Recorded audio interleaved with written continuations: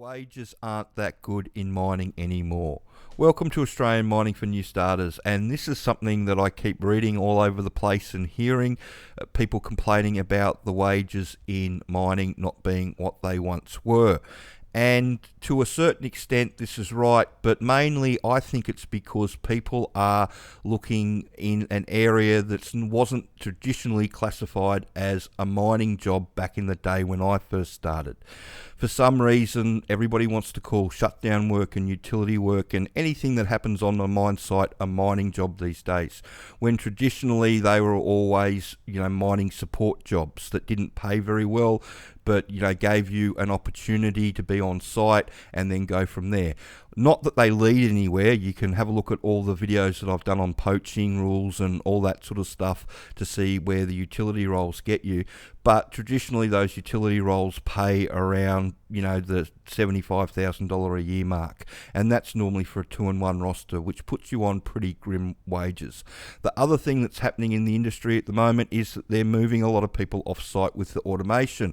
And BHP's got a huge campaign going at the moment for new to industry in their supply chain control program and also in their autonomous. It all comes under the same banner. This lady's got a lot of ads out, and I just asked the question, how much does the traineeship pay? What are the wages, rosters, all that sort of stuff. She didn't tell me what the rosters were or anything like that, but she did say that the salary package starts above $80,000 a year. And whenever they say package, that means including super. So you're probably looking at something in the 60s in a cash component, and then the medical on top of that, because BHP normally pay for your private health insurance and all that sort of stuff, and that will be part of your package as well as super. So it's not a very high wage for mining, where the hard rock underground jobs that we do training for with underground training, they all start at a lot higher. Most people start on about $400 a day, and once they can leave you alone it goes up to $500 to $550, and that's for your Nipper service crew, Nipper, Diamond Driller Offsider and truck. Service crew normally pays $550 to $850 a day, so that puts you on that $130,000, $150,000 a year bracket, whether you're working an even time roster or 2 and 2. The second tier up, you're looking at your bogger operators, long hole, charge up. You're looking between $700 and $1,000 a day for those jobs. So depending on your roster, you're looking at around the $150,000 to $200,000, even plus. If you're on $1,000 a day and you're doing a 2 and 2, you're making $250,000 a year. And the third tier is the jumbo operator and the shift boss and the foreman. And the jumbo operator, I used to tell everybody that they used to make between $1,500 and $2,000 a day, but we've had a couple of people tell us lately, and this is a good example. This is from our entry-level mining information, why so many new starters fail, on the YouTube channel.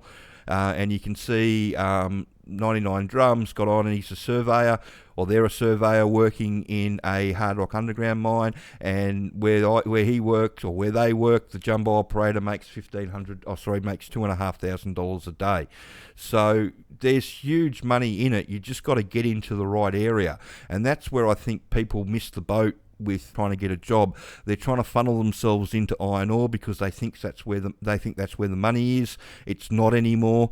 The money's moved. It's gone to, it's the big paying jobs are in hard rock underground, in surface on exploration. The offsiders on the surface get paid over $100,000 a year starting, but it's really hard yakka, and like I tell everybody, you've got to like camping if you're going to go offsiding on the surface. But the drillers on the surface, they're making $1,000 plus a day, which puts them in well over $200,000 a year country as well. But if you really want the money, then the hard rock underground's the place to go. That's where they pay big dollars. You can make huge money, and there's nothing stopping you from going overseas once you've got enough experience up, especially if you get your WA Shift Bosses ticket. And if you want to get into it, the best place to start is the Intro to Underground Mining course. The sponsor's DIY training package. It's only $495. Teaches you everything the employer wants you to know, and the whole idea behind the training is that you should learn enough about about the mine. As soon as you learn how to drive the truck, you should be able to be left alone to drive the truck by yourself.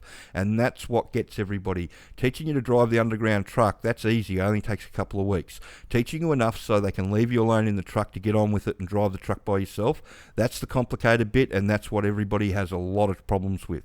So if you go in knowing how it all works, it just makes it so much easier for you.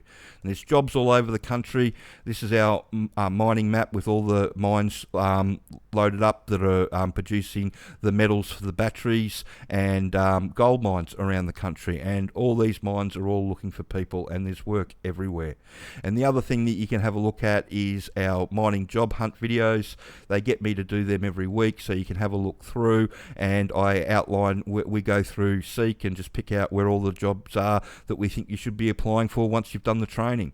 So that's the way I'd go. If you think that there's no money in mining anymore, then you need to really reassess where you're looking, because there's lots of money in the area that I'm involved in. Yes, I agree that some of the other areas, they're reducing the pay packets, but that's really deliberate, and that's why they're automating those areas. And it's happening to coal in Queensland. BHP, the Mitsubishi Alliance, they've just signed a big contract with Komatsu to send 500 of their trucks driverless, and that's 1,500 people that are going to be looking for a job. And you just don't, they can't run the autonomous equipment underground in and make it productive. They need bums in seats, and that's not going to change anytime soon.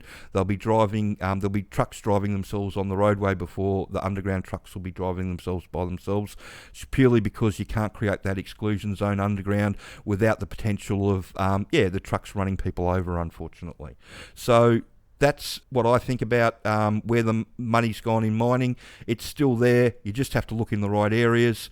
If you've got any questions about the mining industry that you want answered, please send them through. I hope that information helped, and if you could like the video and subscribe to the channel and share it around, that would be wonderful. Thanks.